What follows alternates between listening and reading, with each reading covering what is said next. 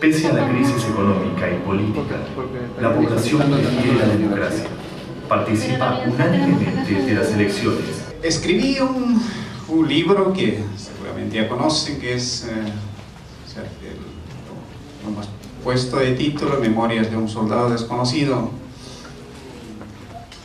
Yo viví en 4 instituciones, 3 instituciones totales, como dice Carlos Iván de Gregory. Viví una vida de Sendero Luminoso, 2 años, para ser más exacto, una década, casi una década en el ejército peruano y 4 años en convento franciscano, aquí cerquita, Descalzos de Lima, y después me he dedicado a la vida académica. Hasta ahora sigo estudiando, no sé cuándo voy a terminar, soy antropólogo. En los años 1980, 81, llegaron a mi comunidad Sendero Luminoso, mediante los maestros que hablaban de una justicia social, que la explotación del hombre por el hombre se acabará. Y hablaban también los jóvenes, como ustedes, más jóvenes. Yo tenía en ese tiempo 12 años y los jóvenes se fueron como Sendero Luminoso. Mi hermano también se fue y yo siempre, mi padre esperaba a mi hermano que llegará. Las noticias siempre se escuchaba por radio, solo teníamos radio, que allá había muerte, tantos asesinatos, entonces siempre estábamos preocupados. Yo quería ver a mi hermano dónde estaba y alguien me dijo, un amigo de mi hermano, que ya podías encontrar, y fui y lo encontré a mi hermano. Estaba delgado, flaco, con su fusil en la mano, combatiendo para convertir al país en comunista. Pues me quedo durante 2 años, una vida que yo siempre llevo muy bueno, siempre recuerdo, siempre digo que lo tengo muy buenas cosas, que he aprendido muchas cosas viviendo en Sendero Luminoso. No había escapatoria, es un poco impensable para los jóvenes, más adelante voy a decir, pensar desde aquí cómo ocurrió ese tiempo. Ha sido muy difícil. Los ayacuchanos hemos pasado esas atrocidades de la vida. No había escapatoria para a dónde vamos a escapar. Si escapábamos, nos mataba los ronderos, nos mataba el ejército, o si pensabas desertar, o el mismo partido te asesinaba. Debe haber muchas historias parecidas a la del Lurgio que deben estar por ahí, tal vez escritas, tal vez no escritas, pero que comienzan su narración pensando en esto que Lurgio ha insistido varias veces, en el tema de la justicia social, ¿no? Si él ha escuchado el discurso en las escuelas, como lo ha dicho, y desde pequeño ha sido sobre todo desde el enfoque de la justicia social, y en comunidades rurales, indígenas, alejadas de los centros de poder, donde la pobreza es tan grave, el discurso de la justicia social se convierte en un discurso atractivo, en un discurso reivindicativo. Y pareciera, no sé, a mí me da la impresión que pareciera que este discurso de la justicia social en sus inicios fue un discurso que atrajo a multitudes.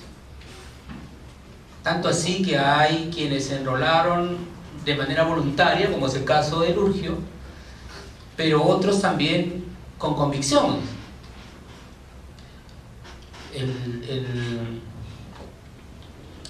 El sepelio de Edith Lagos fue un sepelio multitudinario. ¿Y eso qué significa? que había mucha gente que estaba convencida de que algo ahí había interesante, algo interesante había. Pero ¿en qué momento esto deja de ser interesante, deja de ser llamativo y pasa a convertirse, como lo ha dicho Lurco, en un monstruo?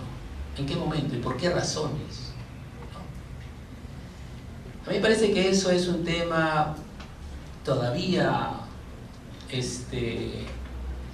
para explorar, ¿no? Es un tema abierto que deberíamos estar trabajando para no caer en este simplismo de ver el fenómeno de la violencia política en blanco y negro. Reconciliarnos tiene que ver con examinar esas causas, pero también tiene que ver con dialogar, tiene que ver con memoria, con darnos espacios a todos, no solamente a los actores del conflicto, sino a la sociedad civil. Tenemos una doctrina sagrada que es esta ideología convertida en discurso religioso, e incluso podemos identificar a los herejes, ¿no? Voy a tratar de desarrollar esto. Primero, respecto al Mesías, que sabemos, podemos deducir que me refiero a Abimael Guzmán, llamado también presidente Gonzalo por los integrantes del partido. ¿Por qué un Mesías? El Mesías definitivamente va a sustentar su existencia en alguien que ya existió previamente, que sería un profeta. Entonces, ¿quién sería el profeta que este discurso va construyendo? Pues sería José Carlos Mariátegui, ¿no? Abimael Guzmán lo que hace en su discurso es como una apropiación muy subjetiva de lo que es el discurso de José Carlos Mariátegui, e incluso una tergiversación, ¿no? Porque al final este discurso va a ser utilizado como una ideología que deviene solamente de Abimael Guzmán, ¿no? Que pasa a su vez luego de un periodo de varios años por distintas decisiones, ¿no? Del partido que originariamente fundara José Carlos Mariátegui. Entonces luego de varias decisiones es que recién se forma el partido Sendero Luminoso, ¿no? Entonces vemos el marxismo, leninismo, maoísmo, pensamiento Gonzalo, en términos de Abimael Guzmán, como una aplicación de la teoría marxista-leninista maoísta a las realidades concretas del Perú, según sus propias palabras. Entonces, él asume el discurso del profeta José Carlos Mariátegui como un anuncio de lo que la revolución será, ¿no? Entonces, este paso del profeta camarada Gonzalo al Mesías presidente Gonzalo es fundamental para entender cómo Sendero se consolida como una estructura bastante rígida y definitivamente vertical, ¿no? Colores, verdes, marrones, azules, tela, tela casero, tela señora, señor, tela. Caritas. Casera, arroz, azúcar, casera. ¿Vas a comprar tu arroz? ¿Cuánto te doy? ¿Cuánto te doy? Ya, vamos a comprar cuánto.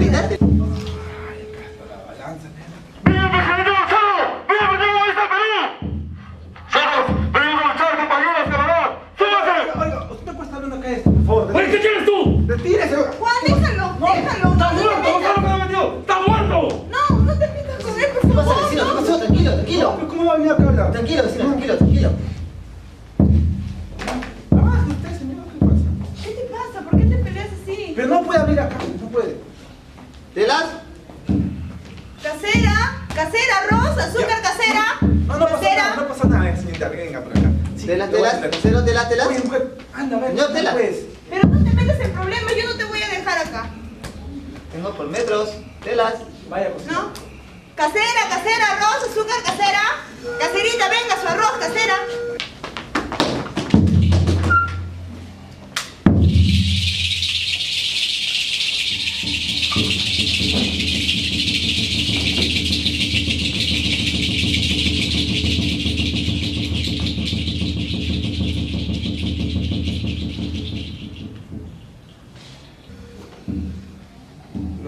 cuando su hijo iba a ser grande, sería mejor que nosotros. Nosotros le decíamos que no, pero que cuando crezca iba a ser parte del equipo del barrio. Era bien bueno el vecino Juan, se le va a extrañar.